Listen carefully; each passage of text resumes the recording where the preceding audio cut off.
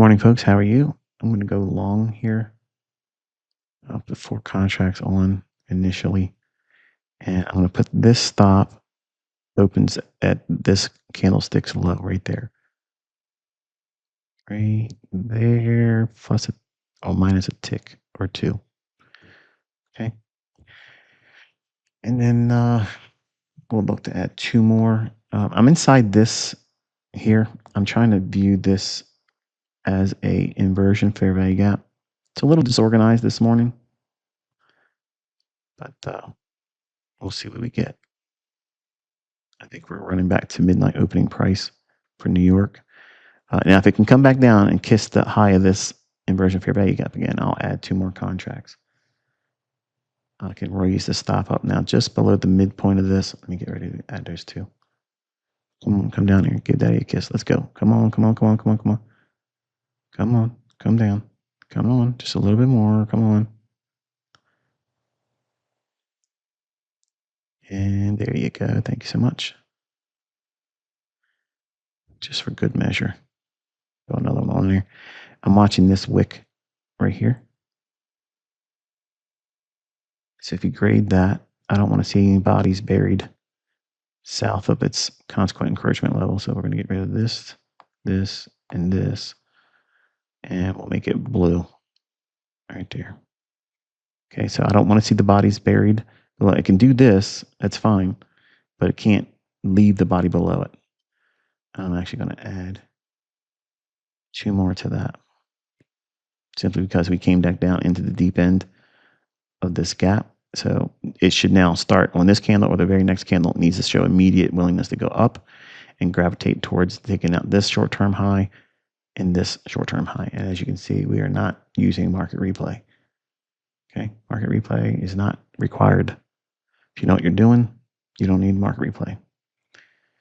All right, so this wick, let me make this broader so you can see it. It's a little disorganized this morning. We have a lot of heavy hitting news on Wednesday and Thursday, CPI and PPI. So this wick right here is underneath where price is and where I started entering my orders. You see where I got in at the low end of that inversion fair value gap there. And we added all into that, or at the high, where I told you I wanted to see it do that. So my average across all those orders is essentially the high of the inversion fair value gap there. So now I can raise the stop up to the low of the inversion fair value gap and minus a tick. Okay, so I reduce some of the risk. And now we're just in striking distance to take out that minor buy side there.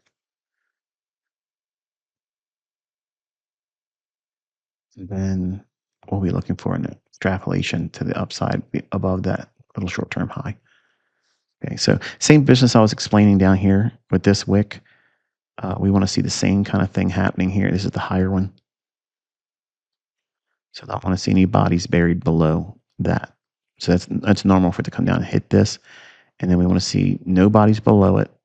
If it does, it needs to show a willingness to go immediately higher on the next candlestick. Preferably, we want to see it above, close above it. There you go, like that. And now we want to see this one. It can flirt with the lower wick. It can do that, but it's better if we're on side, it won't take out that low. It'll just rip higher. No bodies below this line. That's how we're looking at it. Or let's say it this way. That's my interpretation of what we're seeing in price over real price action, not market replay. I don't have the benefit of knowing what's happened already. I have to be on the hard right edge. And it would be like this. Okay, you're watching it like that. That's how I used to trade when I first started. That's how everybody had their charts. And I was like, we don't have much room to, imagine what could happen. You got to have a little bit of empty space out there where you can kind of like formulate an idea or a vision of what price could do and still be okay with the idea going higher or lower relative to your expectations. All right, so one more time, it's kissing the inversion fair value gap. Actually, I'm going to add on that because I like it. So we have this wick, consequent encouragement, and this wick, consequent encouragement there. You're probably going to see the body close in between these two price points here.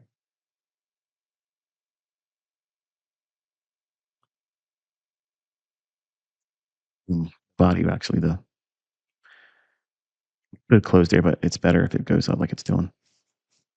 We just don't want to see any lower body movement.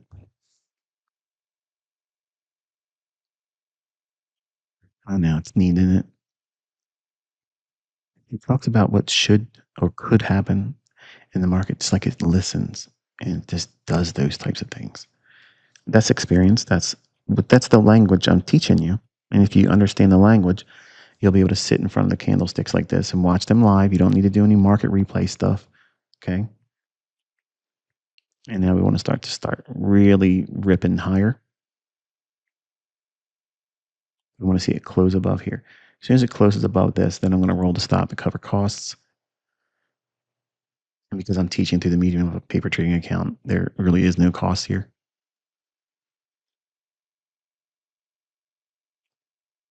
Why do you teach with a paper trading account? Because I'm licensed to give trade advice. And as much as I love teaching all of you, I'm not opening myself up to litigation because I'm not putting into trades. I'm teaching price action. Okay. Same thing I did when I was doing paid mentorship. I was teaching price action. That's all this is.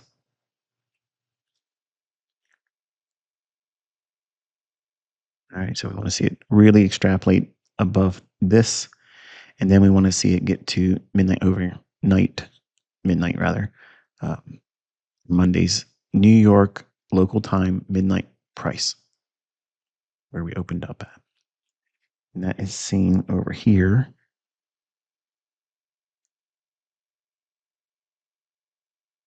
Right there. So at midnight on that candlestick right there. So the open is 29,878.25. And that's what we get over here. So we're looking for that.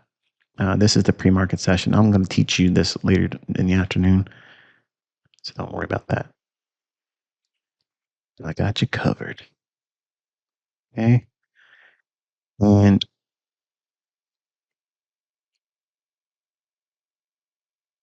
obviously, the best case scenario would be to see it go up to Monday London session, relative equal highs, that buy side. But I'm going to take off. Let's take off 5 just below that midnight opening price. Okay, so that's that. And now we closed above, so I can roll the stop to cut costs. All right, not bad. Not bad, old man. So we're looking at the potential to get to and through midnight opening price. Uh, if it goes there and comes back down in, my stop is at a location where it's pretty sound because what am I anchored to? I'm anchored to the high of the inversion fair value gap that was already used. It was qualified here, confirmed, confirmed, confirmed, and now we're way up here like we were expecting to see it do. And no reliance on market replay. As you can see, it's again all live price feed. Everything's happening on their hard right edge. I don't have the benefit of knowing what's already happened. The countdown to the candlestick close, you cannot do that with market replay on TradingView. Try it yourself, you'll see. And I'm showing you the entirety of my screen. There's no buttons down here. I mean, look, here's the time. Click on that. Where's the buttons that tells you can press play for market replay? It's not there. Okay.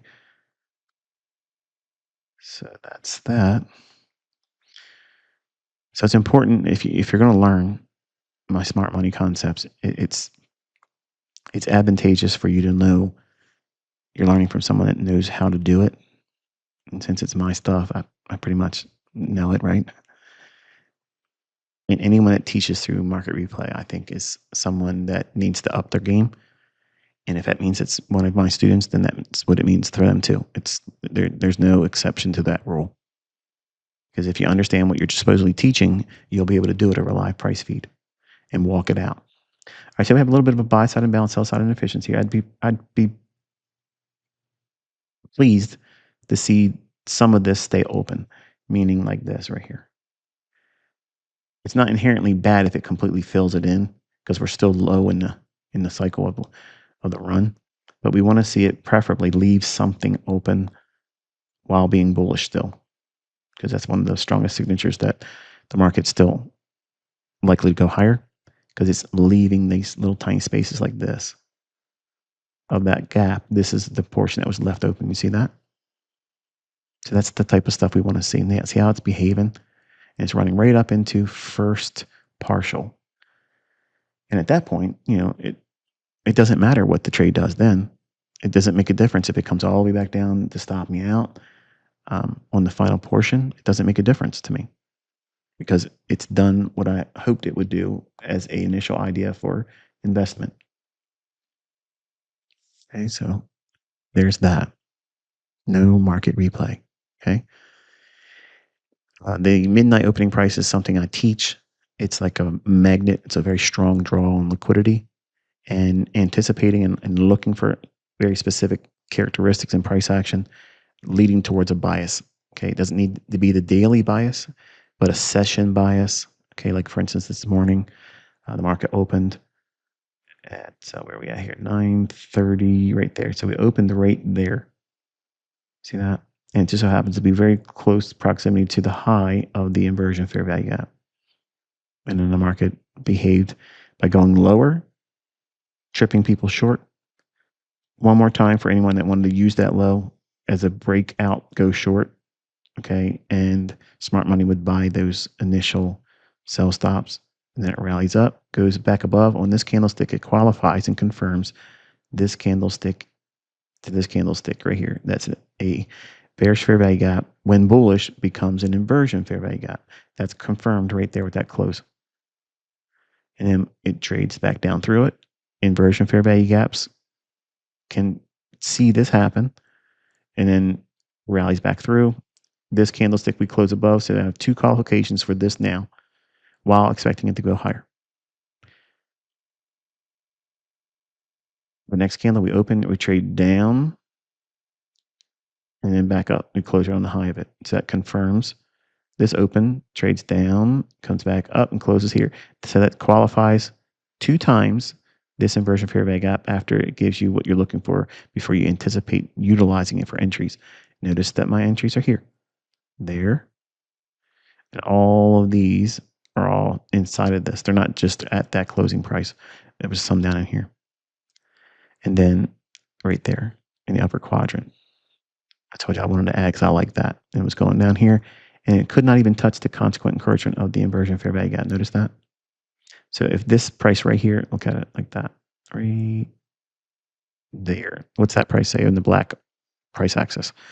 29,796.25. And the low,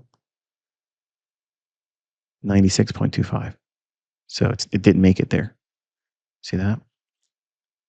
So we ripped through as we were expecting these relative equal highs. Then we want to see a strong extrapolation above this with a higher close. We got that there. I told you I wanted to see some of this gap that is indicated by this. This is the inversion. I'm sorry, this is not inversion. It's a bullish fair value gap. When we're on side and we're expecting price to continuously go higher, which it could, and I'm leaving the invitation for higher prices still with my position being still open. When we see a buy side balance, sell side efficiency like this, we don't want to see it trade completely down because then it makes it harder for it to prove that it wants to keep going higher versus by leaving that small little portion open like it did, then it got to my first partial and midnight opening price. So same thing in here. This little gap in here with the volume imbalance, perfect world. We want to see it leave a portion open or don't even trade into it at all. Then it acts like a breakaway gap or measuring gap in deference to where that gap forms from the inception of the price run, which is clearly down here, but then utilizing the smart money concept to anchor in and like tether yourself to the idea that order flow is bullish and then look for high probability areas to enter and to participate in that. All right, so we have 7 on. I'm going to take this and set it up so I can do singles for partials in the event that I feel inspired to do so. If we can get above the intraday high that we have here, and then we take out, let's go to the left again, scrub over here. So we already bumped above here. So the next order of business is this. This could act, well, it is so far holding price down a little bit. It's inversion on this right there. And the next one is this. So we could see a little bit of messiness in here. So we have two potential inversion fair value gaps against a strong gap and a gap that hasn't been tested yet. We just got down to the high of it there. And then we have a minor buy side liquidity pool right there. So let's take a look at that. All right, so we have buy side at 29,009. We'll just call it 920. So I'll take 2 off just above that. I think that's reasonable if we can get there. See how I told you it can get a little messy in here? Made its way up into that inversion fair value gap over there. That formed at 7:29 this morning. I'm going to increase my paycheck to just below that wick high right here. So that way, if it turns on me, at least I've banked a little bit more in the price run. I'm looking for, admittedly, I should have probably took off one there for teaching purposes, but my interest is if we can get higher and draw to those overnight swing highs that are relatively equal. I'd prefer to see that. And I don't want to empty the magazine on everything this far lower than these relative equal highs. So we just went down to consequent encouragement here on this small little buy side imbalance, sell side efficiency that has a volume imbalance at the high. So we want to see it really, if it can close above half of this wick, which is consequent encouragement, that would be bullish. So watch this level in here. I know there's a whole lot of lines here, folks. Let me just take some of this stuff off because I was doing measurements and left them on. Got wrapped up in the commentary. So in this gap, you can see that we've had this much, oops, this much left open. See that? So this candlestick's high and this candlestick's low. That's the portion that's been left open. Part of this inversion fair value, I'm sorry, I keep wanting to say inversion fair value gap, a bullish fair value gap that has a volume imbalance at the high end of it. See that? So either this candle or the next one needs to start really marching higher. See that little volume imbalance right there? As a reminder, again, no market replay. Okay. Everything's the hard right edge. I know some of you like these kind of teachings, but then the others that are here that just want to hurry up and learn how to do something right away, and they're not trying to learn why it should work when it will be problematic. They tend to be, I get they're resistant to longer videos, as if their trading is going to be inside of 5 minutes all the time. Like if you're going to trade, you know, watch someone that's managing and then managing expectations on price action. So what we're doing is we're predicting. Do not listen to people that say, don't try to predict, learn to react. Don't listen to that. That is exactly what retail is trained to do. Retail is trained to react. I'm not teaching you to react. I'm teaching you to anticipate. So this wick right here, we're watching that now. That is PD array number 2. If we close below that, the last bit of defense is this swing low, which is why I have my stop loss just below this wick. Okay. See how we came down and hit the consequent encroachment there? It would be wonderful to start seeing it really rally higher out of that.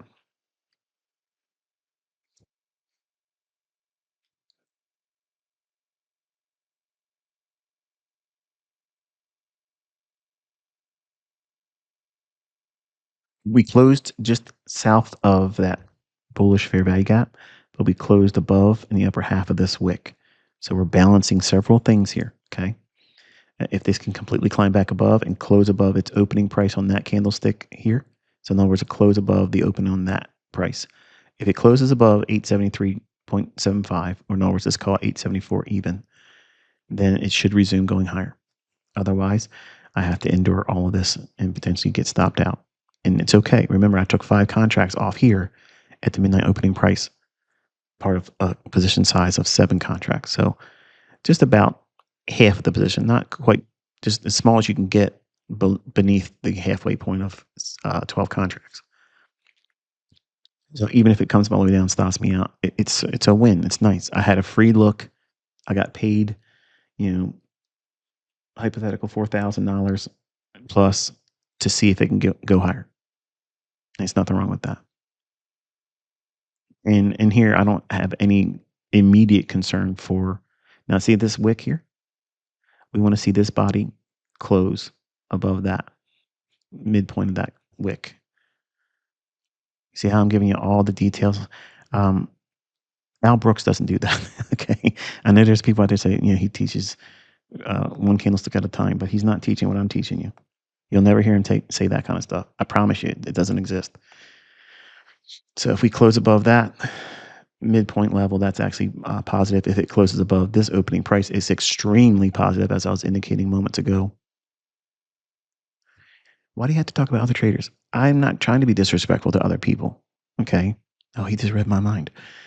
What I'm saying to you is I read other people, or they will contact me and they'll say, what do you say to people that say you did this or you copied that or you learned it from this person or that person? Um, that's why I respond the way I do. So we did get a close above that opening price. Okay. And now we want to see it close above the consequent encouragement of this wick. Once it does that, then I'm going to roll the stop just below that low right there.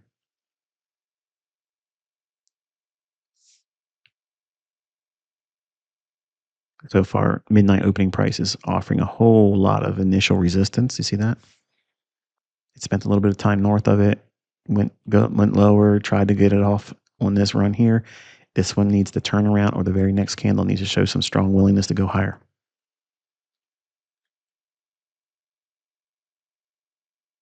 Now, when you have things like this, um, you can do a stop loss. You can do 2 contracts as a stop out right here. I have 7 on rather. So if I get stopped out with it going below that low, it's kind of like taking a partial on a retracement. It's not ideal, but if it's going to come back against me, I'd rather take 2 off here and only have 5 if it comes down to the full stop out. See what I just did there? So I'm teaching application and real world what the market's doing based on what I have to deal with based on the price action. So there you go. I took a partial. I didn't do it on the ideal side of the curve, which is throwing it above market price while bullish, and it reached to it. That's ideal. But in this case, where it could potentially be coming back against me, and to also teach you how to manage those emotions, those psychological tug of wars that take place, just put a stop loss in on partial. I had 7 contracts net long.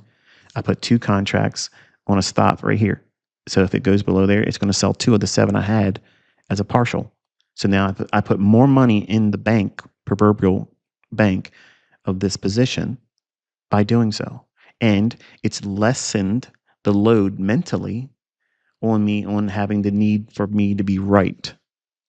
You see what that does? It completely subdues the aching of please go to my target or please don't stop me out. You're managing the position. You're managing it. Okay, so now we have this wick right here. If it goes below that, the only thing it's supporting is this remaining portion of that, and I have my stop loss right below there. So if it comes down and stops me out, it's okay. It's okay. Now, what you're going to do is say, well, why didn't you take off more here? Or why didn't you do something right here? Because I'm teaching you the process that I went through and what I go through when I'm in a trade. You're not going to be able to get the best of the best. You're simply not going to do that. So you have to learn to navigate and have rules and protocols and procedures and processes that lead to a decision making based on you predicting what is likely to happen. Notice that I'm not reacting in panic once it went below that low. I already anticipated and predicted it's probably going to go below there. So if it does, let me get paid 2 more contracts. And it came back and stopped me out. Now, overall, let's look at the price run. I told you we were probably going to get some messiness in here, and we got midnight price. So all of this is formidable resistance. And then this is the reason why I navigated the way I did. I said this stop loss below here with 2 contracts of the remaining 7 I had on at the time. To me, let me get rid of this limit order. It made better sense for me to just put a stop loss on 2 contracts of the 7 I'm long on. So if it stops me out, it also gives me more intel, because if it stops it out and then we have a close below the gap here one more time like it did there, then we're probably going to go all the way down. And I'll let that stop happen so that way you can see it in my own hands. Managing it this way, it's better than just simply saying all of my stop loss are nothing. I'm going to get all my target rather, or get a full stop out. I'm not going to take partials. Partials is for stupid people. I've read people that say stuff like that. If you don't allow the trades that you're part of to pay you in any means possible, by any means necessary, okay, you're not trading. You're gambling. You're insisting that your will be done in the marketplace versus making an allowance for your idea coming to fruition, but not reacting emotionally. You're predicting. You are predicting things, okay? So hopefully this has been insightful to you.